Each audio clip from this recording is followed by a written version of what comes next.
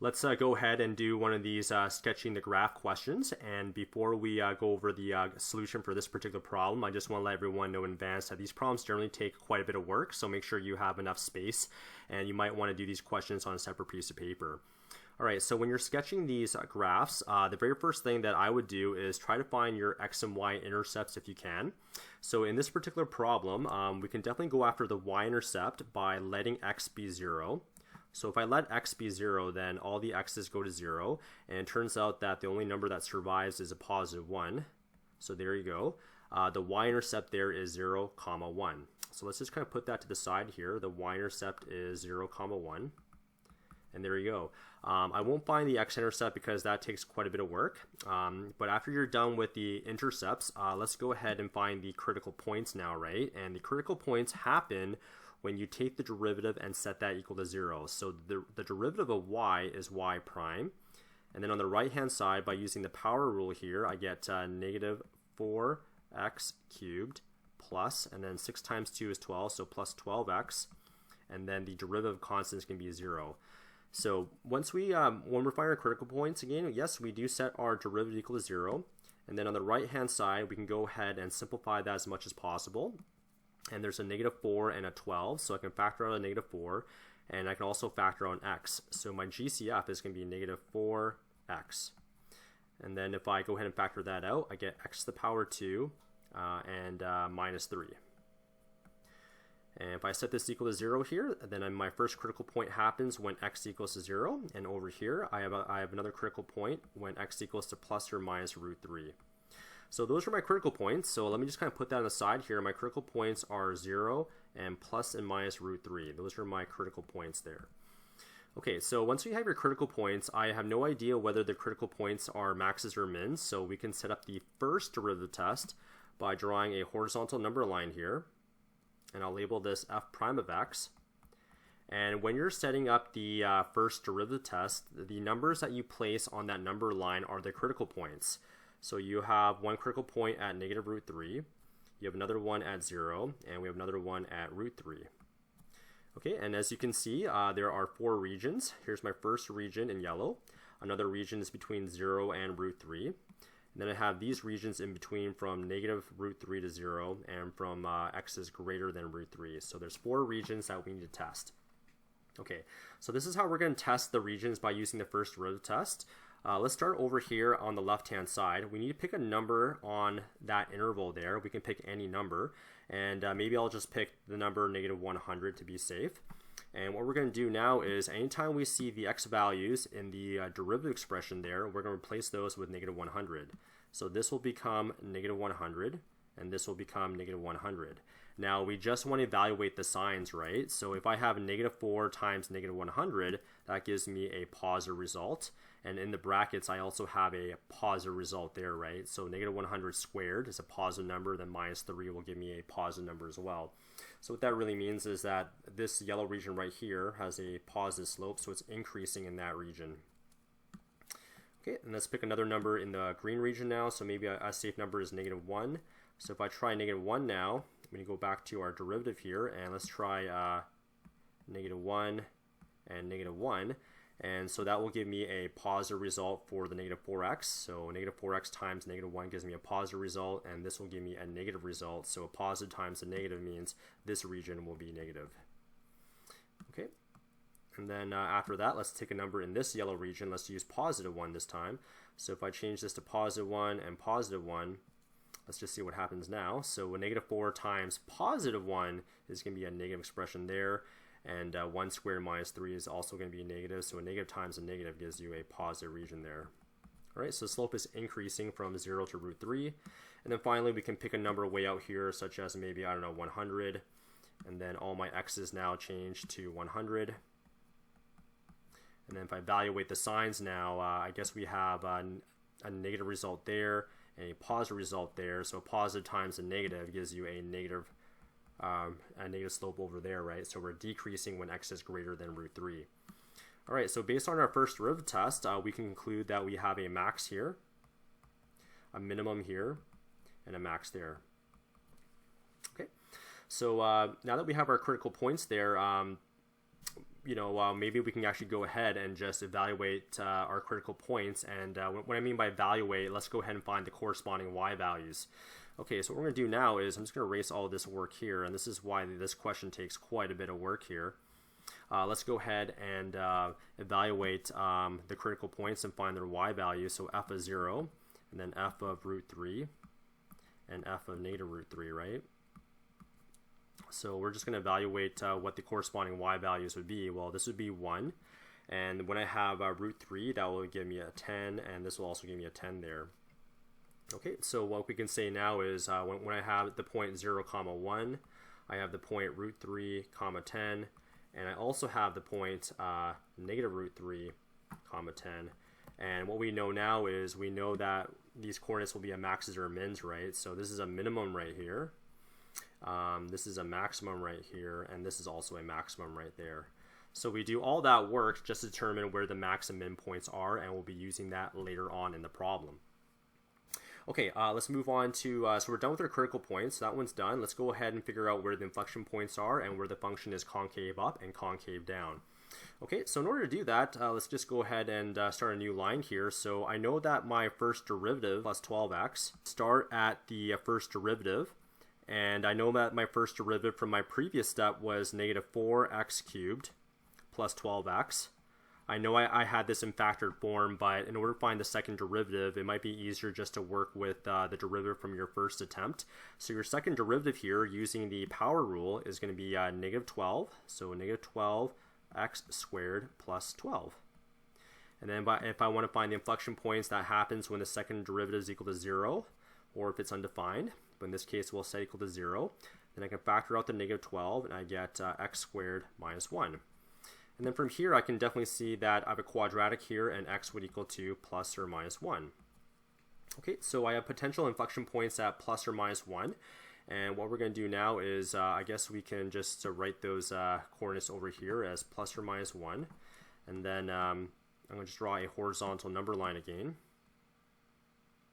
And my horizontal number line, I'll write y double prime.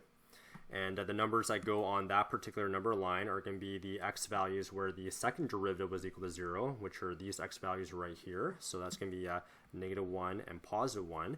And once again, just like the first derivative test, we're going to create these intervals. And we need to check every single interval here and see where the function is concave up and concave down. If I start on the far left-hand side, let's go ahead and try... I don't know, let's just try a negative 10, right? So if I go ahead and change all my x values to negative 10 here. Okay, so what's going to happen here? Well, negative 12 is going to be a minus number, a negative sign.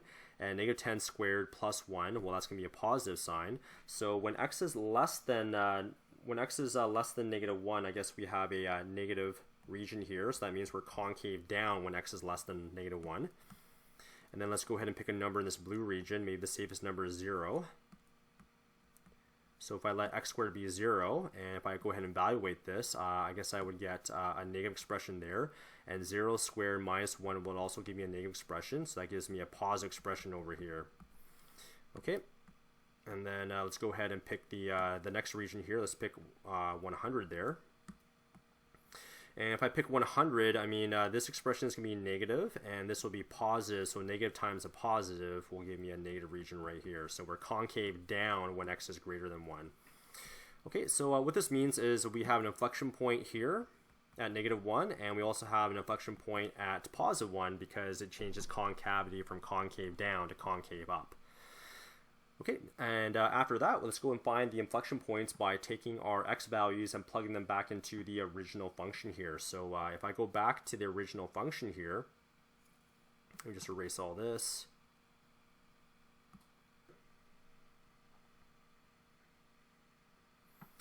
Okay, so if I go back to my original function here, and if I go ahead and find f of 1 and f of negative 1, we know that these are the x values where we have an inflection point. Now we need to find the corresponding y values, and if you plug in 1 and negative 1 for x, we'll get 6 for both answers there. So we can now conclude that at 1, 6, there's an inflection point, and at the point negative 1, 6, we also have an inflection point. All right, so now that we've gathered all the data here, now we can kind of construct the graph, and I'll do that in my next I'll do that very shortly.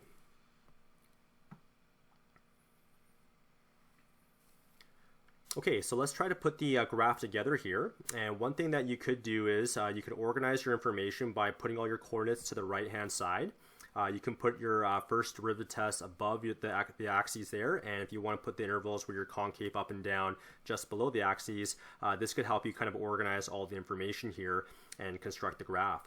So I'm going to start off with the max and min points here. So I have a max. I have two maxes at negative root 3 comma 10 and 3 root 10. So maybe that's going to be over here. So here's my root 3 and negative root 3. And since there's a max there, I know it's going to open up like that. I have this kind of opening here. And then I also have a minimum at 0 comma 1. So I have a minimum around here. And I know a minimum kind of opens up like this, right?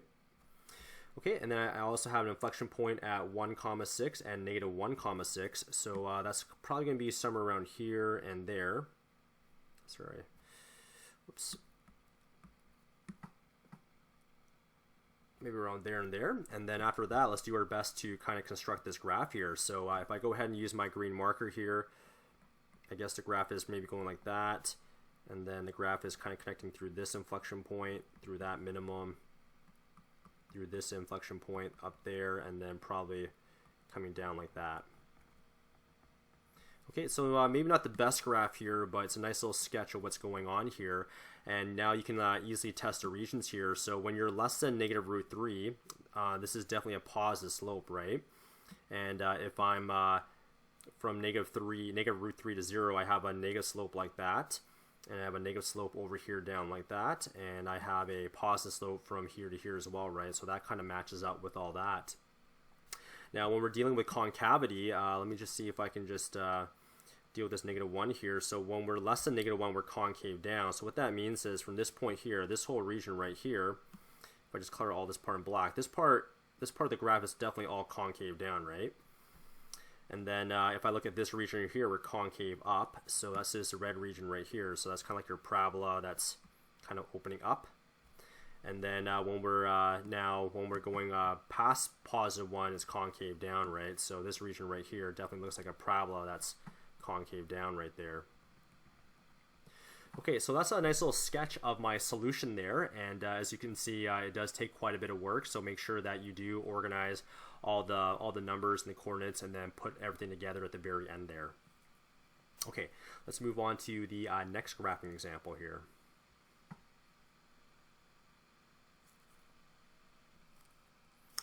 Okay, so in this next graphing example, let's go ahead and find the intercepts for this graph to kind of get started here. And I can definitely find my y-intercept by letting x be 0. And if x is 0, this goes to 0, that goes to 0, and then we just have this constant that survives.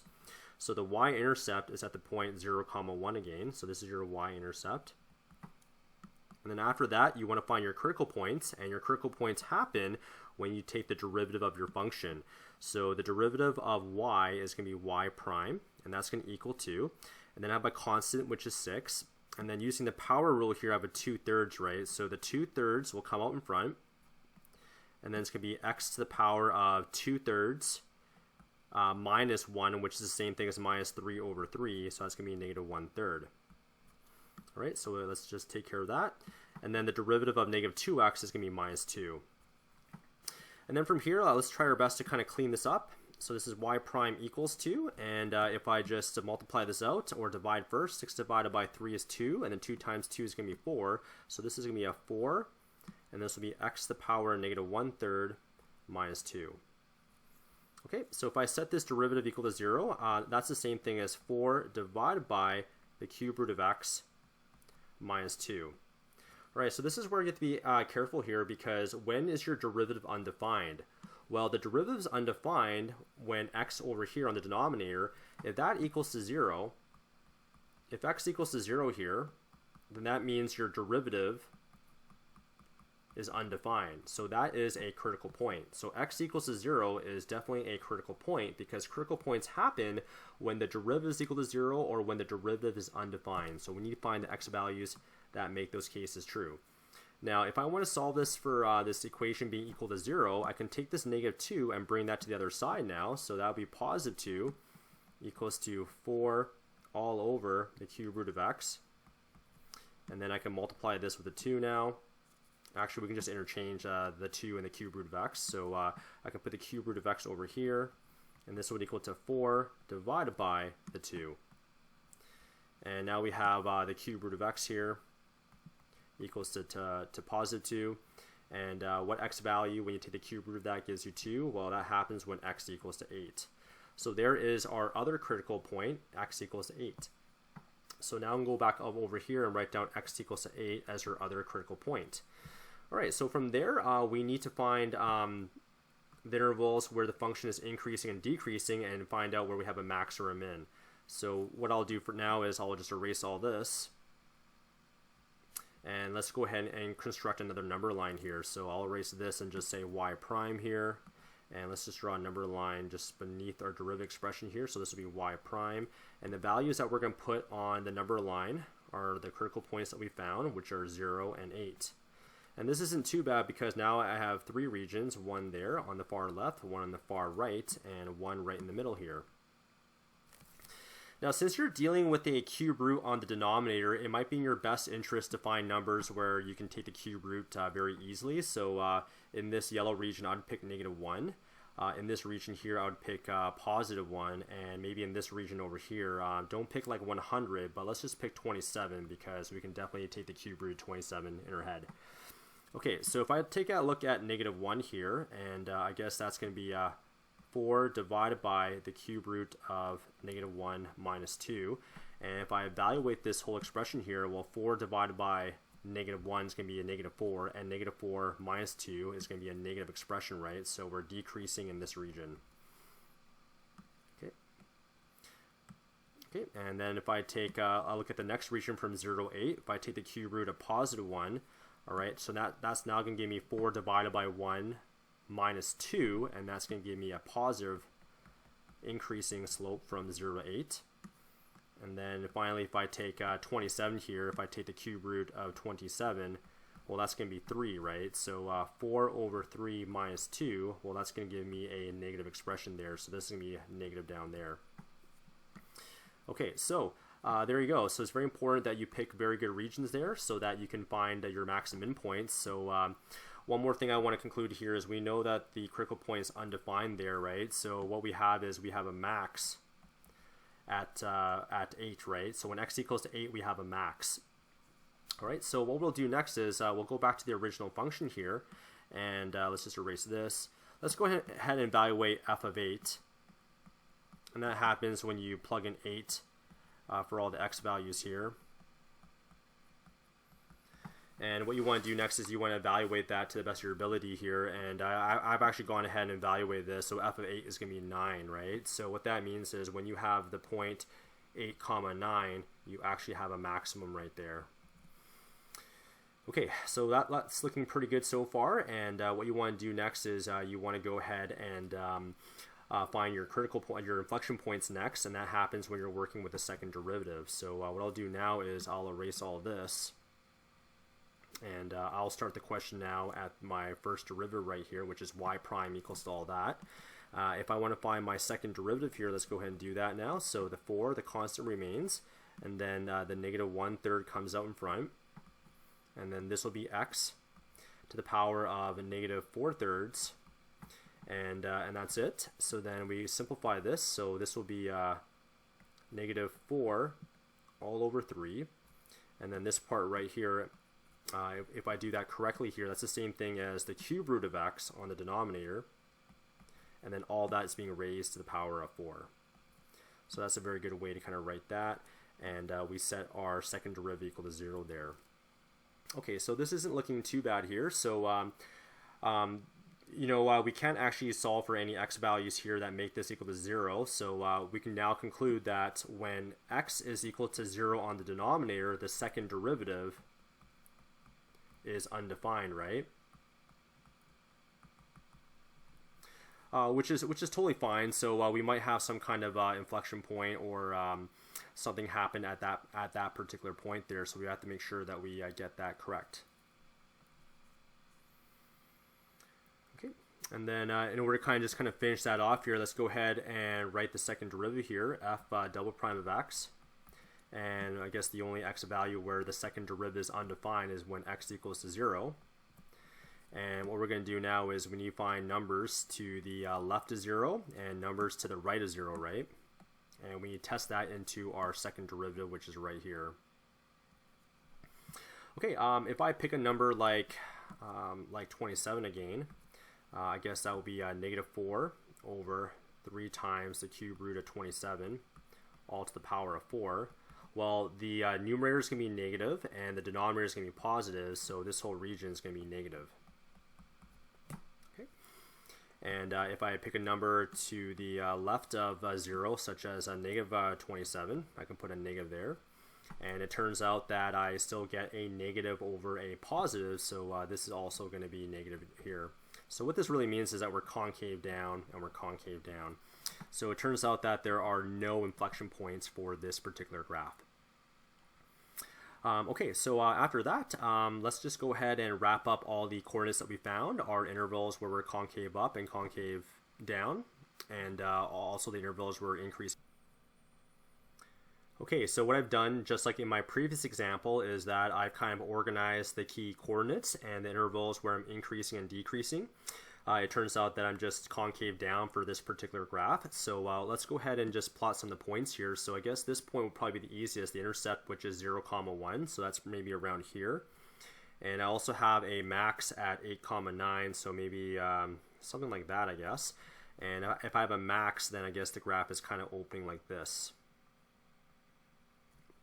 Okay, so if I go ahead and just connect the graphs here, I guess the graph is probably going to come to this point somehow.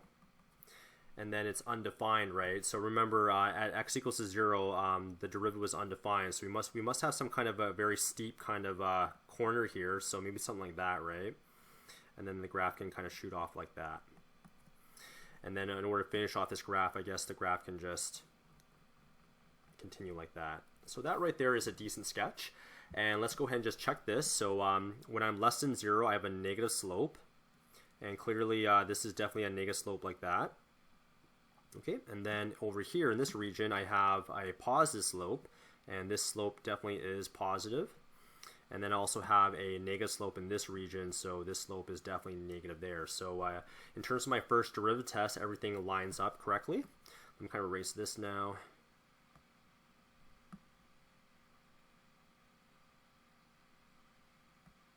Okay, and then if I kind of look at my graph here for the concavity here, I'm definitely concave down when x is less than 0. I mean, when x is greater than 0. So this whole shape right here is definitely concave down, right? That's a parabola opening down.